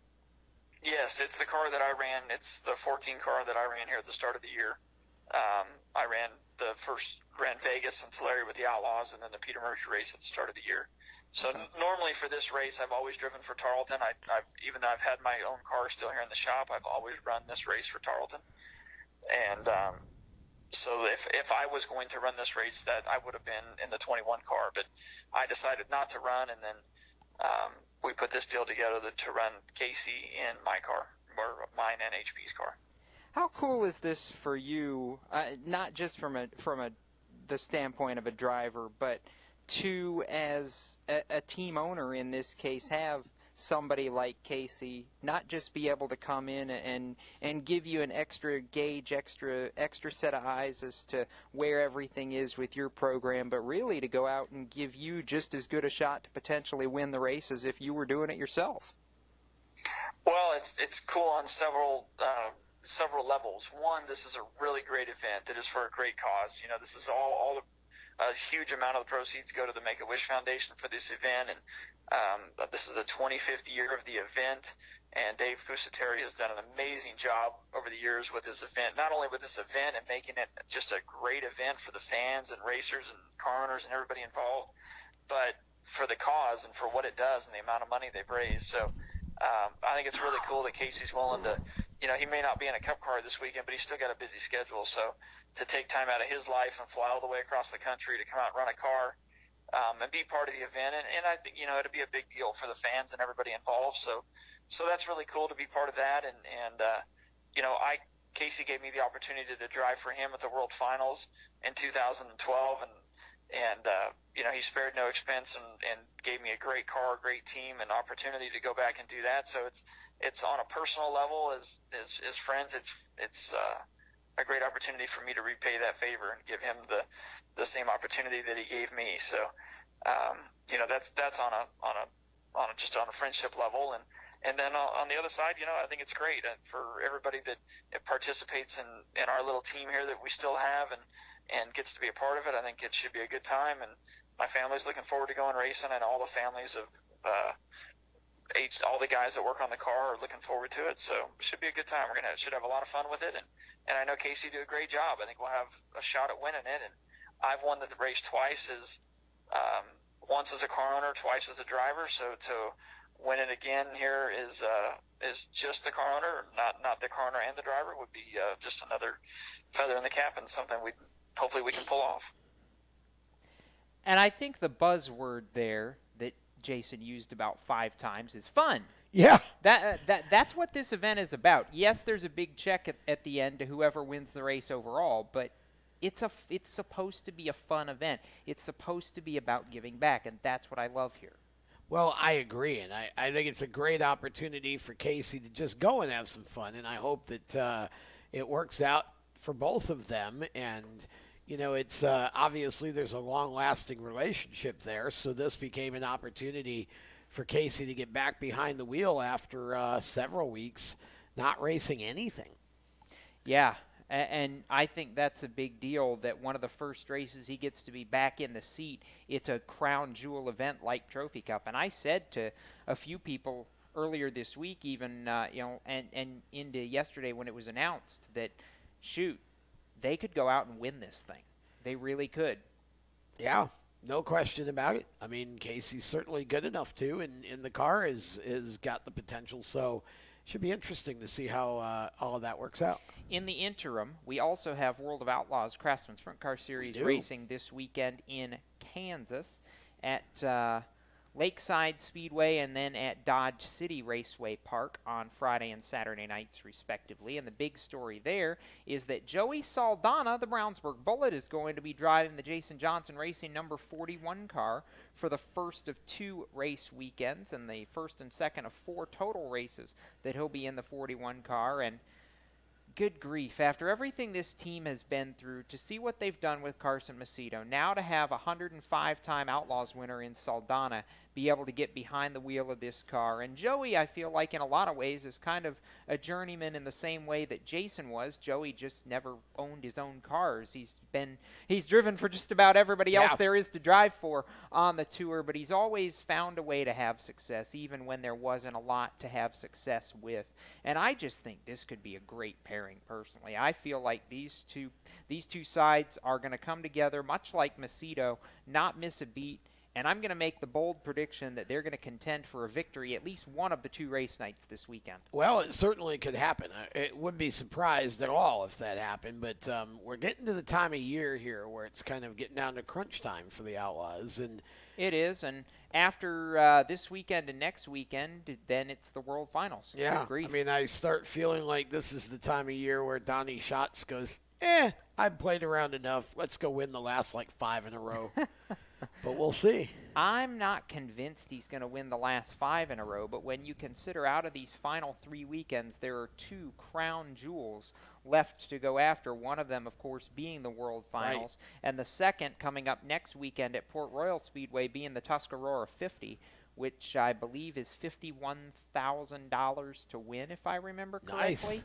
Donnie Schatz shows up for big races. He does. Well, that's why he shows up for all of them, but he goes for broke in big races. That's why he's the perennial champion. I mean, that's correct. And so we're kind of at that time of year where it's time for Donnie to close it out, and we'll see what happens. But it should be fun this weekend in Kansas, and I can't wait for the World Finals. That's going to be a great show. Yes. Hey, Cisco, while we're talking about open wheel types of things, it's not on dirt. However, we did, I believe, have tire testing at Indianapolis Motor Speedway, and in preparation for perhaps an expanded IndyCar field in 2019, maybe possibly.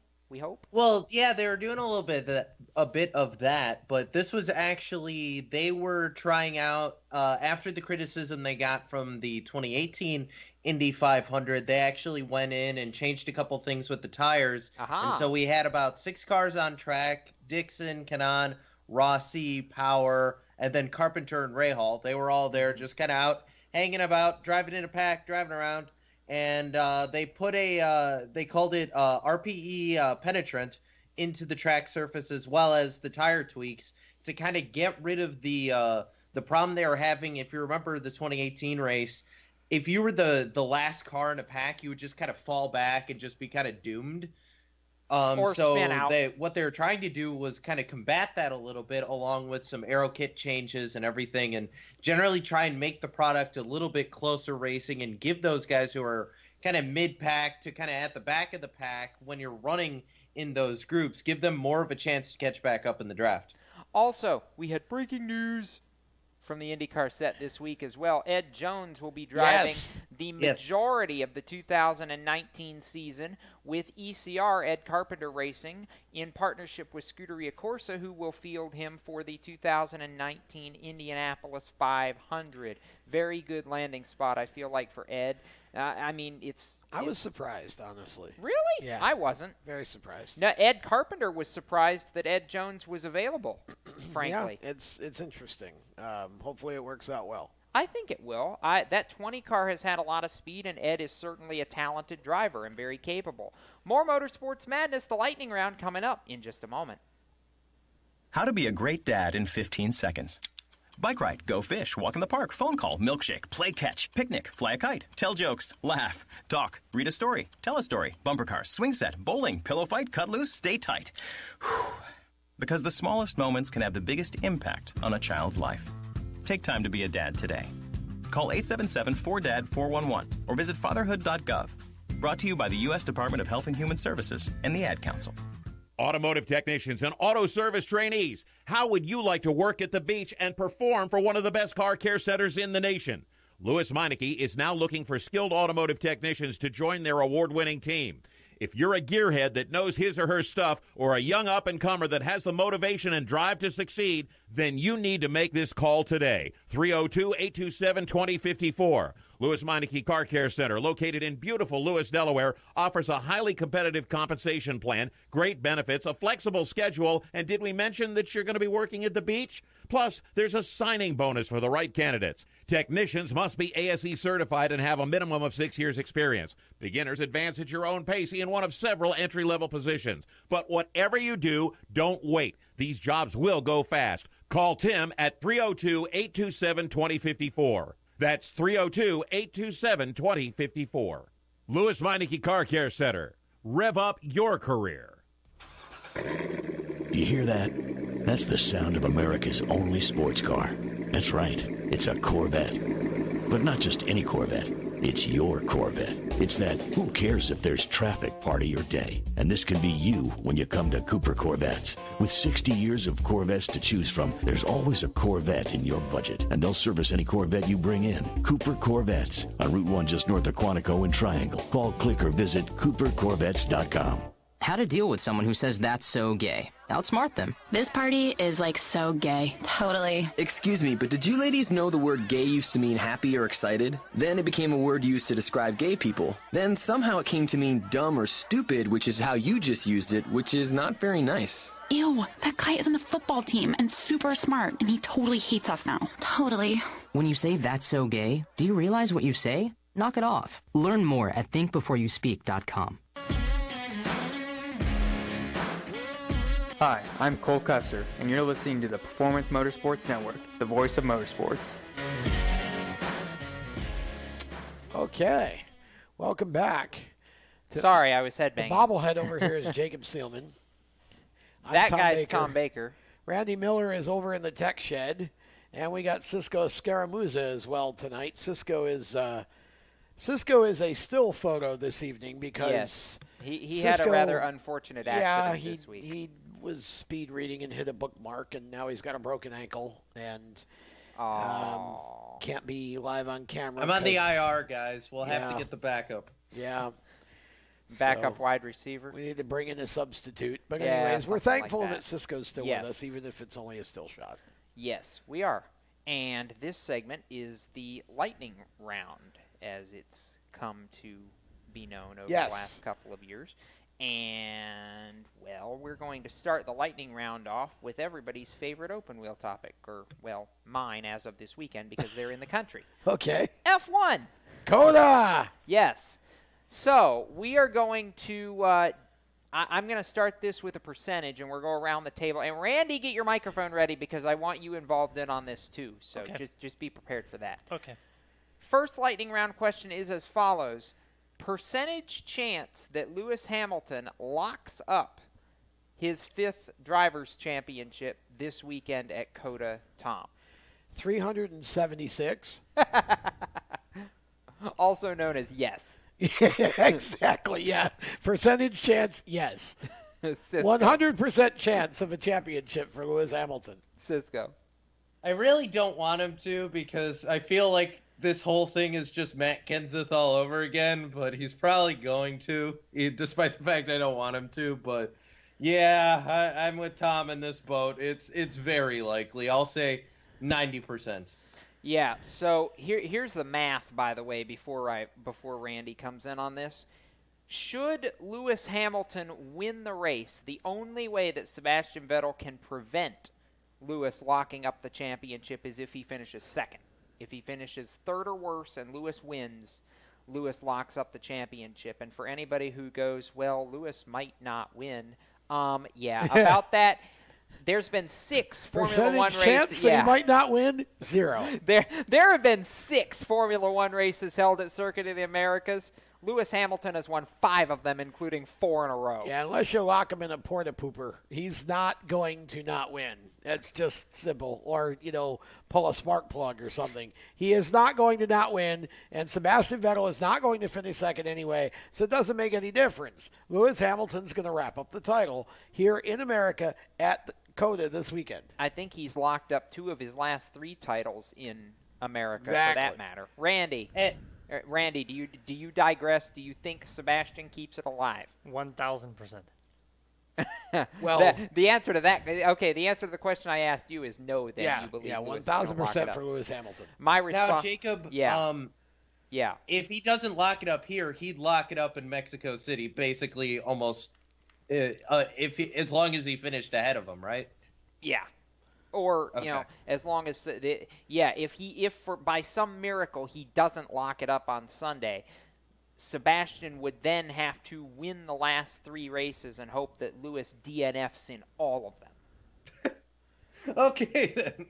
Yeah. That's basically how it works. That's how it works. It's Lewis Hamilton from here on out, and Coda's definitely a Hamilton track. So. Oh, yeah, absolutely. My response is no, there is no chance that Lewis doesn't lock up the championship this weekend. It's going to happen, and we're all gonna have a giant Mercedes block party in Austin after it's Here's all what's over. interesting to me. If you're watching on TV, you got F1 Coda versus NASCAR versus at Cup Kansas. at Kansas, and it's a playoff race. Dear Liberty brilliant idea Media, was that?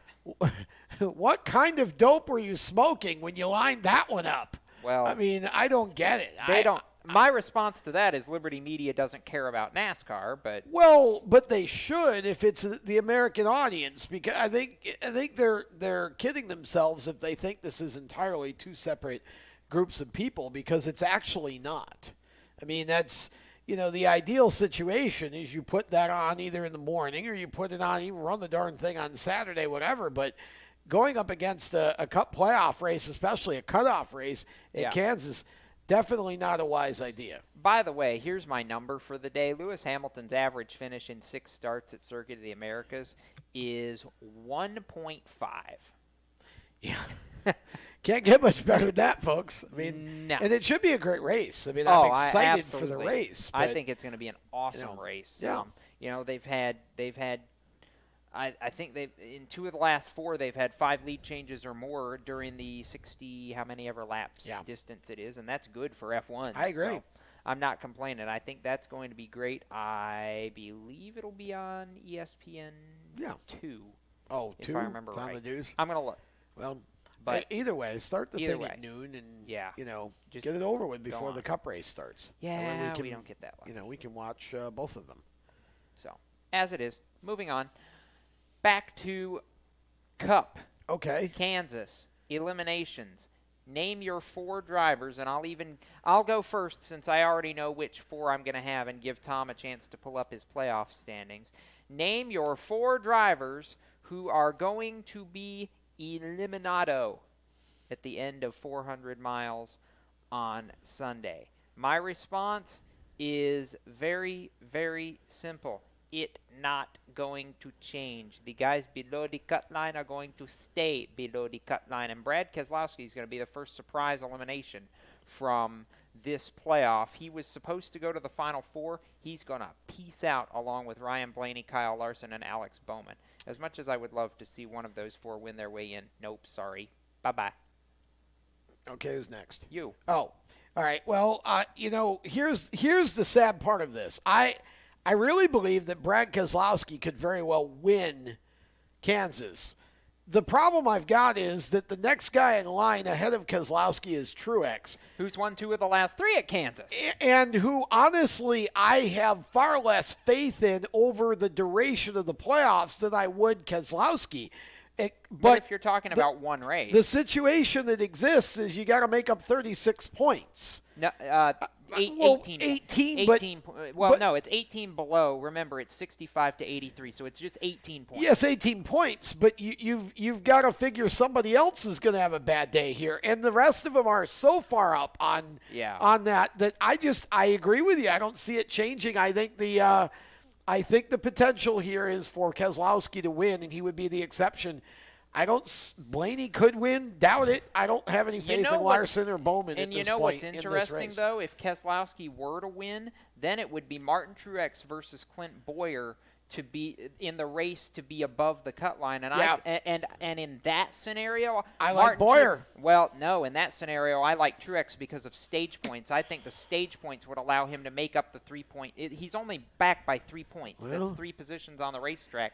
And I like Martin Truex on stage points to be able to beat Clint Boyer. It's going to be interesting. Scenario. This race is going to be a slugfest. Yes, Somebody's going to be mad at somebody after this race is over. Randy, do they change? Do they not change? No, unfortunately, I have to agree with you guys. I don't think anything is going to change in the top.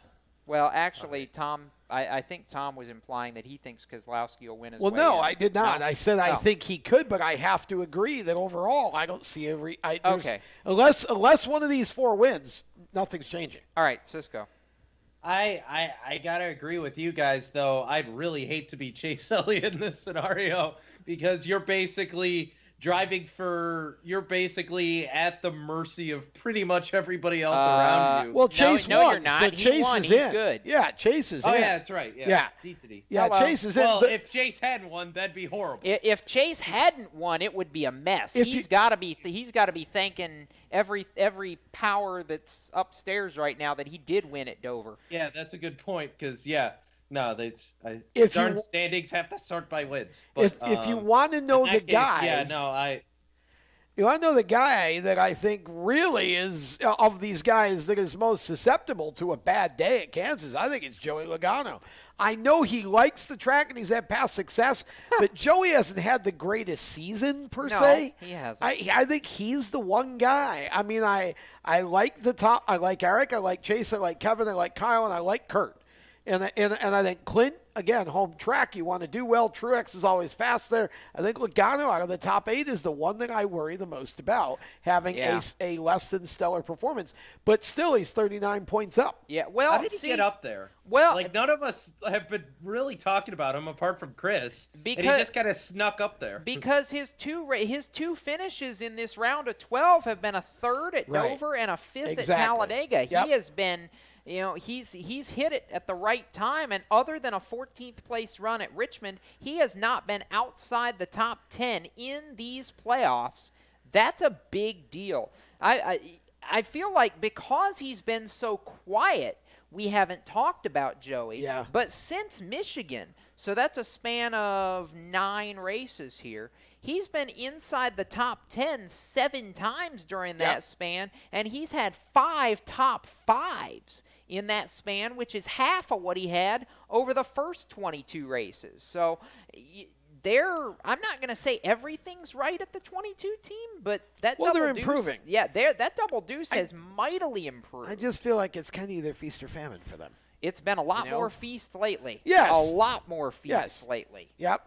But I'm telling this race at Kansas, everybody wants a mile and a half. It's going to be. I don't think this is going to be boring at all. Yeah. The strategies. So Joey Logano versus Matt Kenseth. Anybody remember that race? I mean, and that's kind of. I feel like there's going to be some really weird pit strategies, and there's going to be some contact, and some people are going to be, like I said, somebody's going to be mad at somebody after this race. And going into Martinsville, that's really interesting to me. I'll tell you one thing. It's a little terrifying. Somebody at the bottom 4 is going to run out of gas. They're going to try and win the race, and they're going to run out of gas. I like that. If the scenario presents itself, that's what I'm saying. If a fuel mileage scenario presents itself, I like the odds of that. Okay, final thing that we're going to get to in this lightning round really, really quickly is odds of a driver not in the playoffs potentially winning this race.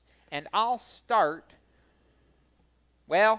I'm going for pun here, but also because I think it might actually be serious. 48%. Why? Jimmy Johnson. Odds of a driver not already in the playoffs winning the race? Odds of a non-playoff driver winning the race. Well, honestly, I think there's 2 or 3 that possibly could, but I don't see it. I'm telling you, it's going to be the big 3 so plus. Tom says 0. Stewart Haas 0. Okay, Cisco. 0, zilch, zada, nada. Okay, Randy. Yeah, 0% chance. Sorry. I'm the only believer that we could have a spoiler. Wow. I don't see JJ at this race. If Jimmy's going to win a race, I think it's in Martinsville next weekend. And that's if they don't race boats. Well, it might be about a week from Tuesday, but looking at the early forecast. Keep in mind, we're about 9 days out, so a lot can change between now and next Friday. Just saying. It doesn't look good. I know, but hey, we can hope, right? Yes. We can. Well, we definitely hope. We want to be there. I'll be there regardless. So will I. Even if it's raining. Well, I don't know if I'll be there if it's raining, but I'll be there. All right, so we're going to have just enough time to say goodbye when we come back, and we will do that. This show has absolutely rocketed by. Yes, it has. Like Ryan Newman. Yeah. Because he's good at that. So what we're going to do is get ready to take our final break, and when we return, we're going to have fun sending this edition of Motorsports Madness off into the sunset, waving a checkered flag, and doing all of that good stuff. So the final lap going to roll on right after this. For Tom Baker and Cisco Scaramuza, I'm Jacob Seelman. We'll be back in just a moment. Here's an important message from RAD and this station.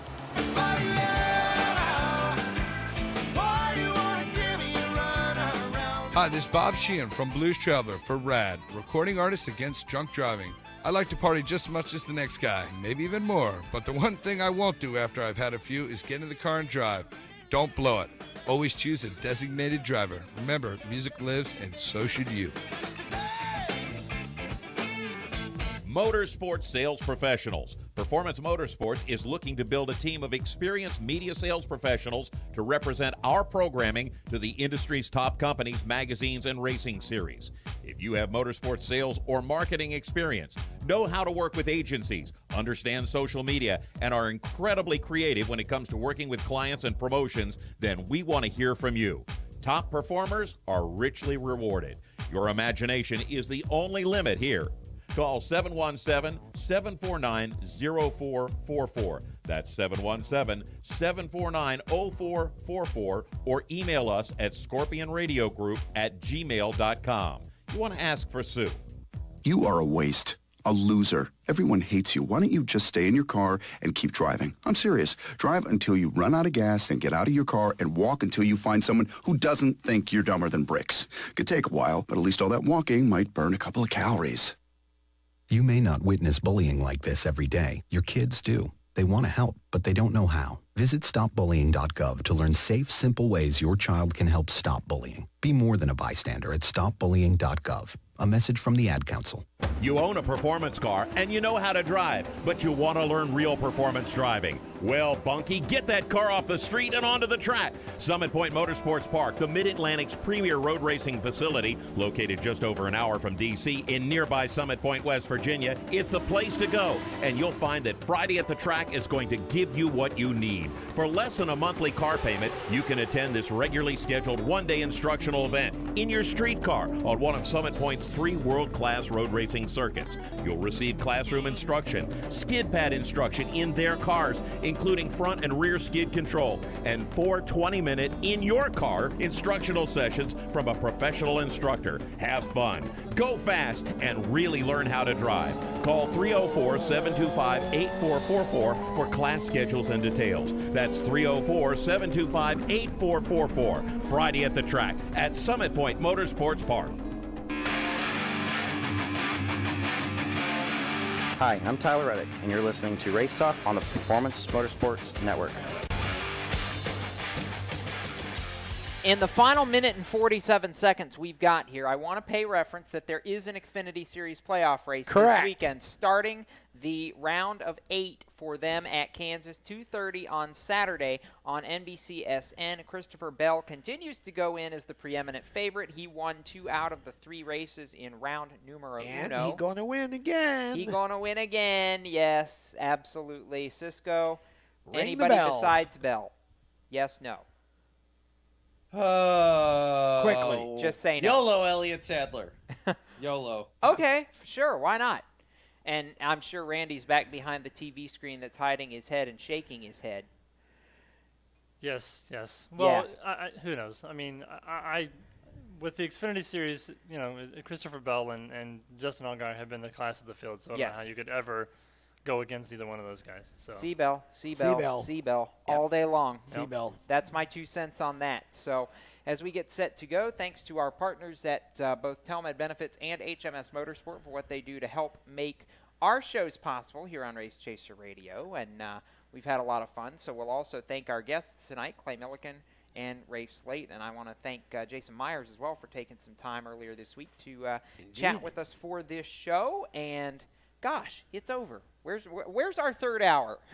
I complain about that all the time. We'll work on that. We need to work on that. For Tom Baker, Cisco Scaramuza, Randy Miller, I'm Jacob Seelman. Keep it off the wall, folks. And if you're headed to a racetrack, we might just see you there. Have a safe racing weekend till we meet again. You've been listening to Motorsports Madness with the Race Chaser Online crew. Stay tuned to Performance Motorsports Network for more race talk. For the latest motorsports news, visit racechaseronline.com. Motorsports Madness is a copyrighted production of the Performance Motorsports Network, www.performancemotorsportsnetwork.com. A member of the Scorpion Radio Group Incorporated, and may not be rebroadcast, replicated, or saved in any media without the explicit written permission of PMN. Check out our Facebook page or our section of the PMN website. The opinions expressed on this program are those of the host, co-hosts, and guests, and do not necessarily reflect those of the management and ownership of either the Performance Motorsports Network or Scorpion Radio Group Incorporated, the advertisers, or the marketing partners. Be listening again next week when the madness returns on Monday night at 7 Eastern. Until then, keep it off the wall and keep the shiny side up.